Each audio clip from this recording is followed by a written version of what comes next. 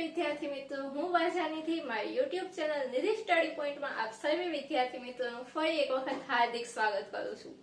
આજે આપણે જોવું છે ધોરણ 10 વિષય ગણિત પ્રકરણ નંબર 1 વાસ્તવિક સંખ્યામાં ઉદાહરણ પહેલું, જેની આપણે અગાઉ વાસ્તવિક સંખ્યાની આપણે અગાઉ ચર્ચા કરી હતી કે વાસ્તવિક સંખ્યા કોને કહેવાય છે। અંકગણિતના મૂળભૂત પ્રમેયની પણ આપણે ચર્ચા કરેલી અને આપ સર્વેની હું માફી ઈચ્છું છું કે મેં આ બે વિડીયો છે ઘણા દિવસ પહેલા મૂકેલા અને વચ્ચે મને લાગે કે અઠવાડિયા જેવો આપણે ગેપ રહી ગયો હશે, તો ઘણા ટેકનિકલ ઇશ્યુને લીધે આપણે વચ્ચે વિડીયો મૂકી શકતા નહોતા, પણ હવે આપણે ફરીથી આજથી વિડીયો મૂકવાનું સ્ટાર્ટ કરશું। તો ચલો વધીએ આગળ। અહીંયા આપણને શું આપેલું છે, ઉદાહરણ 1 માં આપેલું છે કોઈક ધન પૂર્ણાંક n માટે, કોઈ ધન પૂર્ણાંક n માટે for n નો છેલ્લો અંક શૂન્ય હશે કે કેમ તે આપણે નિર્ણય કરવાનો છે અથવા તો નક્કી કરવાનું છે કે કોઈ for n નો છેલ્લો અંક છે શૂન્ય હોય કે નહીં। હવે જો છેલ્લો અંક શૂન્ય હોવા માટેની એક આપણને એક શું કહે શરત ખબર હોવી જોઈએ, તો કે છેલ્લો અંક શૂન્ય થવા માટેની શરત શું છે, તો કે છેલ્લો અંક શૂન્ય થવા માટેની શરત શું છે, તો કે એના અવિભાજ્ય અવયવોમાં 2 અને 5 આવવા જોઈએ। જેમ કે 10 આપણે લઈએ તો 10 નું આપણે અવિભાજ્ય અવયવીકરણ કરશું, મીન્સ કે અંકગણિતના મૂળભૂત પ્રમાણે આપણે અવિભાજ્ય અવયવીકરણ કરીએ તો શું આવે છે, 2 અને 5 આવે છે। એવી જ રીતે આપણે જોઈએ તો કે 100 જોઈએ તો 100 ને આપણે લખવાય તો લખી શકીએ 20 50 એટલે કે 2 ગુણ્યા 5 ગુણ્યા 10 અને 10 ને પણ આપણે 2 ગુણ્યા 5 ફરી લખીએ એટલે શું આવે, તો કે એમાં પણ શું આવે છે, છેલ્લે 2 અને 5 આવે છે અવિભાજ્ય અવયવીકરણમાં।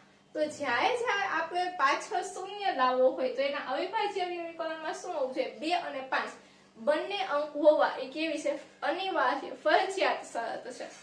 અને આપણને શું કહે છે, તો કે કોઈ ધન પૂર્ણાંક n છે એની માટે for n નો છેલ્લો અંક એટલે કે 4 ની ઘાતનો 4 n છે એ આપણે કોઈ પણ ધારી લઈએ, માનો કે n હું 1 ધારું છું તો અહીંયા હું 4 ની ઉપર 1 મૂકું એટલે કે 4 ની 1 ઘાત, તો આપણને ખબર છે 4 થાય।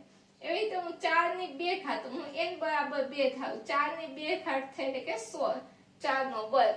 એવી રીતે હું 4 ની 3 ઘાત ધારું તો કે શું થશે, 64, 4 નો ઘન। તો જો છેલ્લો અંક શું આવે છે, 4 આવે, 6 આવે, 4 આવે।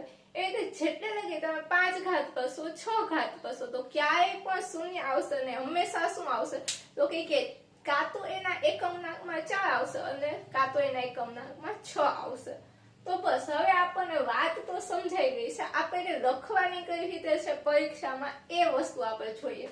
તો કે જો આપણે લખીએ છીએ કે 4 એનો અંતિમ અંક શૂન્ય થાય તે માટે તેના અવિભાજ્ય અવયવોમાં શું હોવું જોઈએ, 2 અને 5 હોવા જોઈએ। અહીંયા જ આપણે વાત કરેલી કે એના અવિભાજ્ય અવયવોમાં શું હોવું જોઈએ, 2 અને 5 બંને અવયવો કેવા આવવા જોઈએ, જે શક્ય નથી। જે અહીંયા શું છે તો કે શક્ય નથી। આપણને ખબર છે કે 2 ને 4 ને આપણે લખવાય તો કઈ રીતે લખીએ છીએ, તો કે 2 ની 2 ઘાત આવી રીતે લખી શકીએ। તો એમાં શું આવશે, 4 નું અવિભાજ્ય અવયવીકરણ કરશો એટલે કે 2 ગુણ્યા 2 આવશે, પણ ક્યાંય 5 આવતો નથી, આવશે પણ જો જે શક્ય નથી। 4 n ના અવિભાજ્ય અવયવમાં 2 n નો સ્ક્વેર આ છે n હશે, 2 n નો વર્ગ આવશે, પરંતુ ક્યારેય 5 આવશે નહીં, ક્યારેય પણ આપણે કરશું તેમાં 5 આવશે નહીં। તેથી અંકગણિતના મૂળભૂત પ્રમેય મુજબ 4 n માટે કોઈ n પ્રાકૃતિક સંખ્યા એવી મળશે જ નહીં કે જેના માટે 4 n નો છેલ્લો અંક શું થાય, શૂન્ય બને।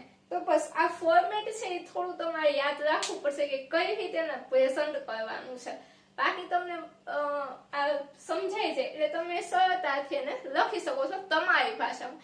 એવું નથી કે મેં જે અહીંયા બોર્ડમાં લખ્યું છે એ જ બેઠું તમારે કોપી કરવાનું છે, તમે એને તમારી ભાષામાં પણ શું કરો છો, લખી શકો છો। ચલો આજનું ઉદાહરણ એક અહીં સુધી રાખીએ, ફરી મળીશું આવતા લેક્ચરમાં। ત્યાં સુધી તમને વિડીયો કેવો લાગ્યો તે કમેન્ટમાં લખજો અને જો તમને વિડીયો ગમ્યો હોય તો તમારા અન્ય મિત્રો સુધી શેર કરો। જો તમે ચેનલ પર નવા હોય તો ચેનલને સબસ્ક્રાઇબ કરો। ફરી મળીશું આવતા લેક્ચરમાં, ત્યાં સુધી થેન્ક યુ સો મચ।